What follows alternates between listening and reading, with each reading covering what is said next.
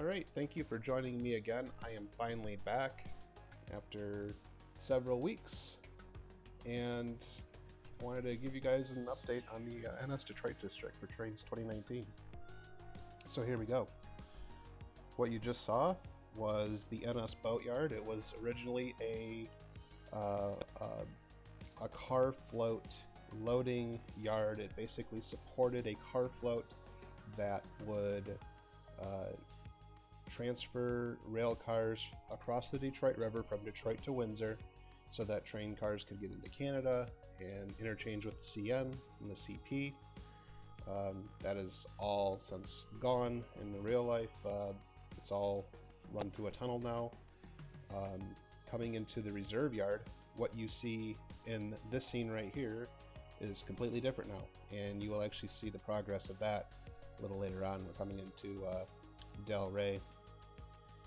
The Delray tower that you see there, that was from the download station, and it's the actual tower for this location, which is awesome. This is another scene too that I've added a lot of scenery to since taking this particular scene right here. You will see that too later in this video. Approaching now is the Rouge River. The NS drawbridge that goes over the Rouge River is actually double track, but the bridge itself was actually modeled for that particular bridge. That's the actual bridge. So the only difference being that it was that it is a single track bridge on Trainz. So either a long time ago that bridge was a single track bridge, or maybe that was just a mistake. I'm not sure, but either way, I'm going to make it work because I don't really think it'll take too much away from the video. Coming into Oakwood Yard now. Still, I'm not exactly sure the purpose of every yard track, what each section of the yard was for, but what I have been able to do is, I guess I've downsized, I've changed it a little bit because I was worried that it was going to be too big and there's just going to be too much of it. So I've done a lot of reworking there. Another thing that you're seeing there, I finally built the underpasses. I found a great generic bridge that fit the scene very well. So now I got those up, and I think with the underpasses, it's much more recognizable as Oakwood Yard.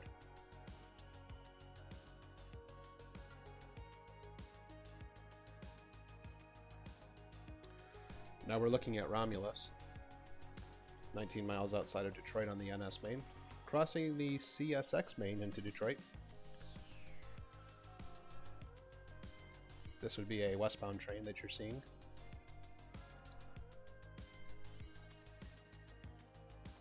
Those are the freeware GP50s from Railroad Mods. Great download, glad I did, and I hope to find more like that. But you know, there's a lot of payware that I have not purchased yet, but I will be very soon.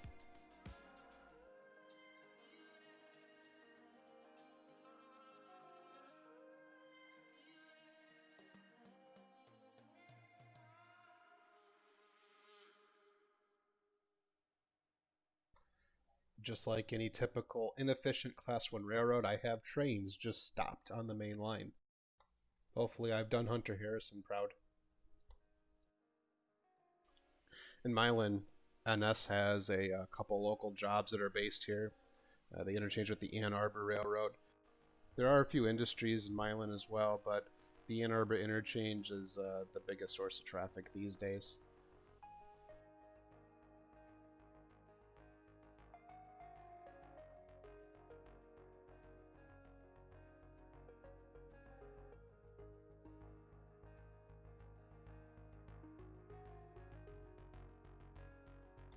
One thing that I do plan to do as I continue to develop this route is find out what each industry was, or do my best to find out, and that does take some doing because companies change, properties change hands, and then you're never sure of what it was before and what it did. Sometimes the whatever process they're doing stays the same. However, sometimes the name just changes, and then other times it just completely changes altogether. But I'm gonna try my best to be as close as I can. And you know, I was thinking about that the other day. You know, it's hard to find out just doing an internet search of the previous owner of a particular industry was and what they did, especially if they're out of business or the property has changed hands over time. We're just passing through Belleville right now. That is a westbound manifest train stopped on the main, waiting for an eastbound train. Again, inefficient railroading. I don't know how long that train will be there, but it is there for the near future, for the foreseeable future. Another industry in French Landing here.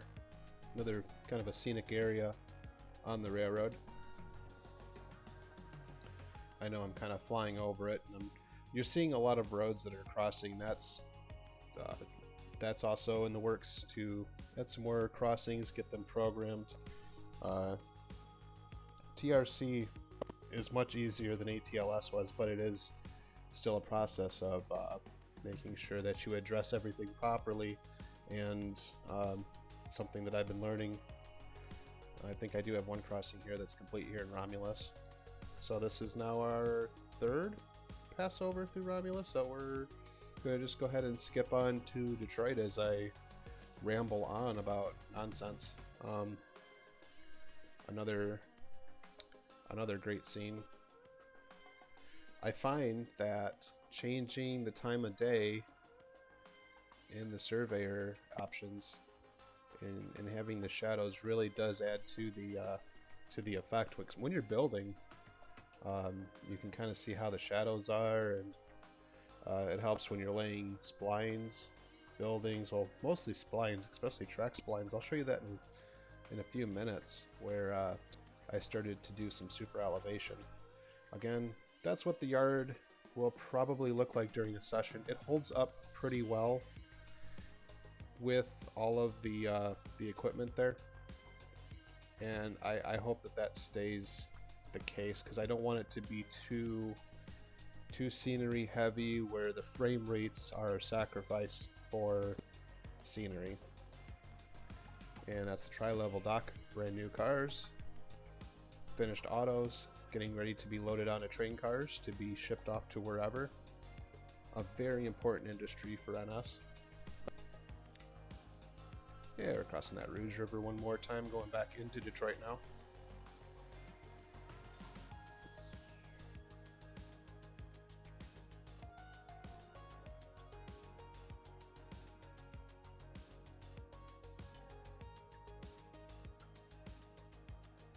So, since we last passed through this location, you'll see now I've got billboards.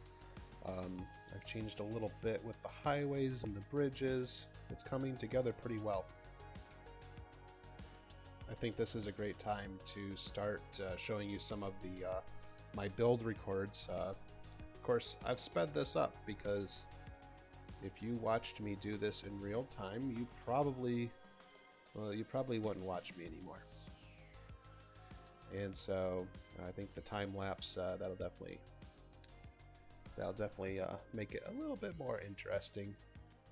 I've never been inside of an intermodal yard, so I don't really know, other than from aerial shots, what they look like. But I mean, it's pretty self-explanatory. You'd have containers stacked.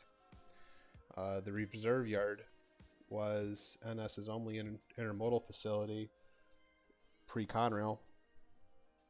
After that, I think NS moved their intermodal operations to Livernois Avenue. In fact, that's where CSX is too. That Conrail, I believe, Conrail shared assets, which is that now. But before that, the reserve yard was where NS loaded their intermodal, and I do believe Norfolk and Western. This is a little bit of a history lesson. Norfolk and Western, even though they were known for coal, they were pretty big on intermodal and piggyback. But that being said, I don't ever remember seeing like a dedicated intermodal train out of Detroit. I believe that any intermodal that was loaded in Detroit ended up on a manifest train going west. The security gate that you see, that was from the Jointed Rail website. A lot of this other content here, the container stacks, the tractors, the forklifts, those all came from the download station. And I don't think you can go to an intermodal yard and not see those small white trucks. They're not necessarily severe duty, but just mainly to move trailers around the yard. I think that'll add to the realism of the reserve yard.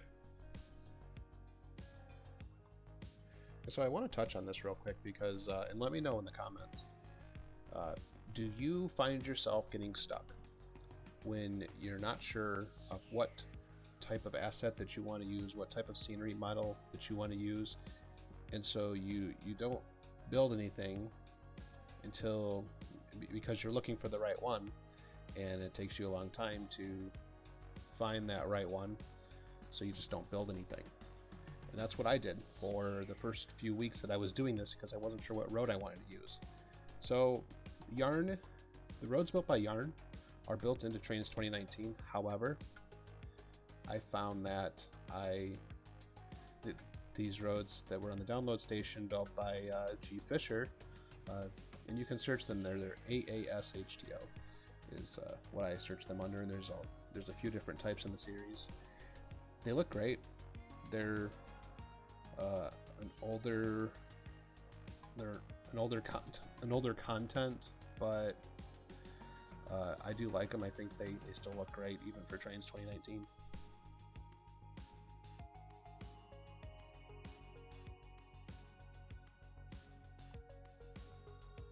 And I'm a person, I love shrubs, I love weeds. I would add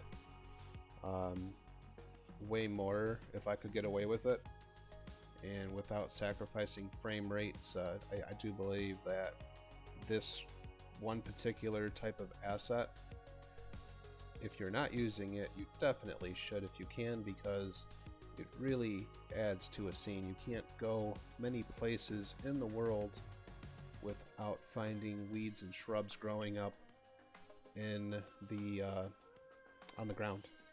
And I definitely recommend, as you're building, find a good couple splines and find yourself some good grass, because it makes a major difference. This is something I probably could have easily left, but I realized after finishing the reserve yard that I didn't have the entrance in the right location. So you're looking at where the original entrance was. I'm now changing that to match the prototype, which that entrance was on the north side of the property and not the east side as I originally had it.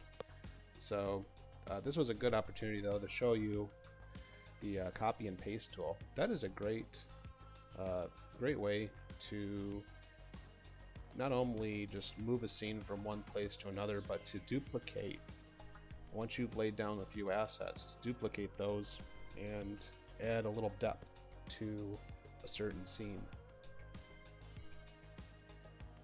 And you're going to see me here really using that copy and pasting tool a lot, as well as that pick list, which, again, that pick list, great way to find the assets that you like and save them for later use.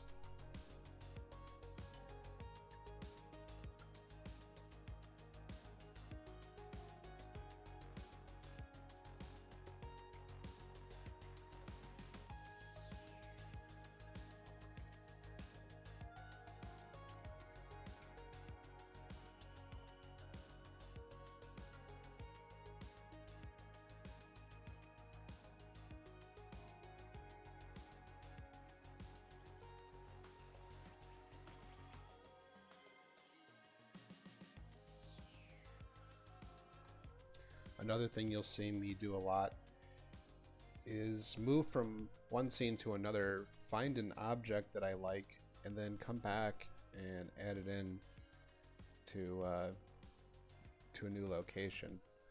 And that's something where another thing I suggest if you're not using a pick list is if you see something you like, to lay it down and then come back later, and you can always just use the claw and pick it back up and then take it to where you do need it. And I find myself doing that a lot because sometimes you're in the mode where you just want to look through your list of objects, your assets. You want to find things and you lay them out because you could see them on the display, but to actually look at them on your layout to see what size they actually are, a lot of that really does help to find out, okay, do I really want this here? Is it too big for the scene? A lot of that helps just to lay it out. So I recommend, even if you do use pick list, lay everything out, then determine what you like, what is going to fit your scenes, and then you can later go back to that location, find that object, and place it to where you really want it to be.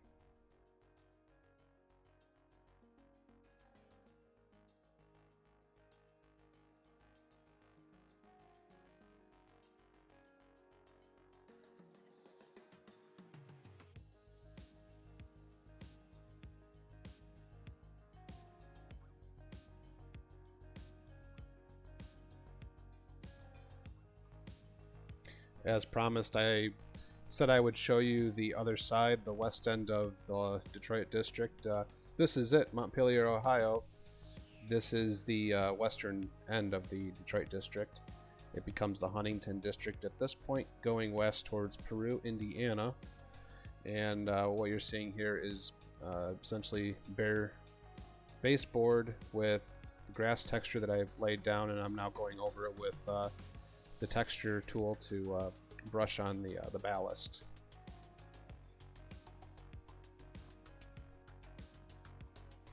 As I've already stated, I'm getting back into Trainz after many years, so I'm not used to a lot of the new things that Trainz has come up with.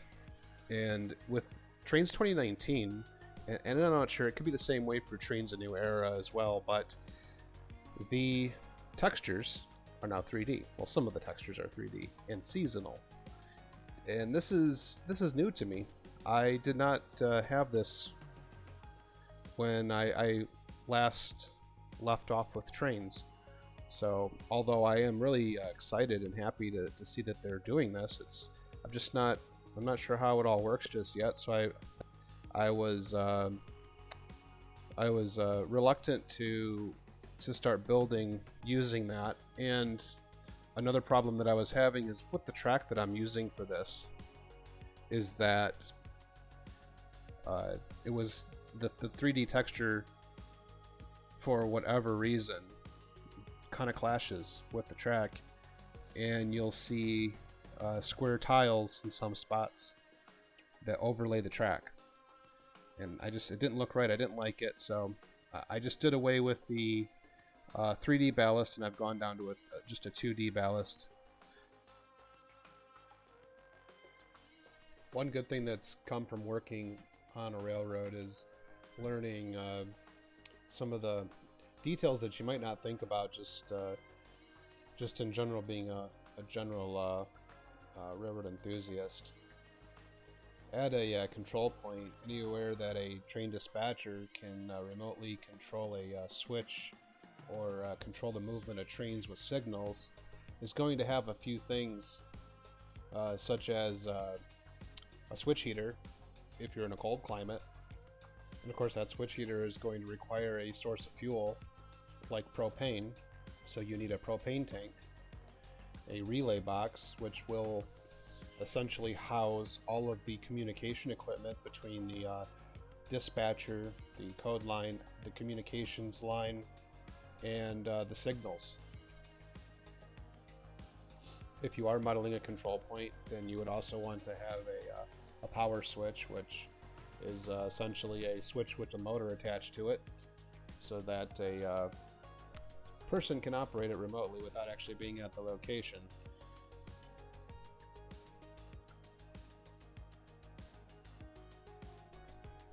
And remember, as you're laying junctions down, to change the switch position if necessary. You want that switch lined up for its normal position. In this case, as you can see, I've made a mistake by leaving the crossovers out of correspondence. Most crossovers are going to be lined up together, either for the straight route or together for the reverse route.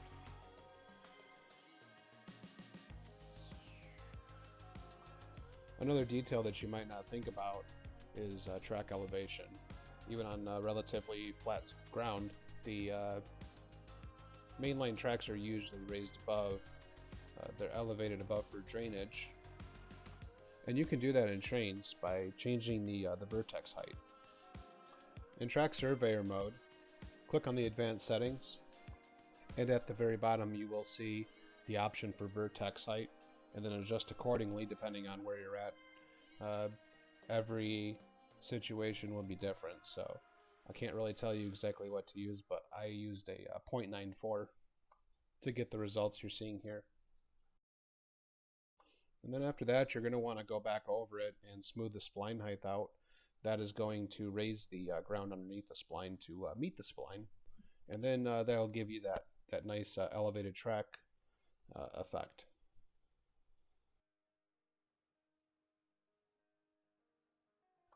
And that about wraps it up for this video.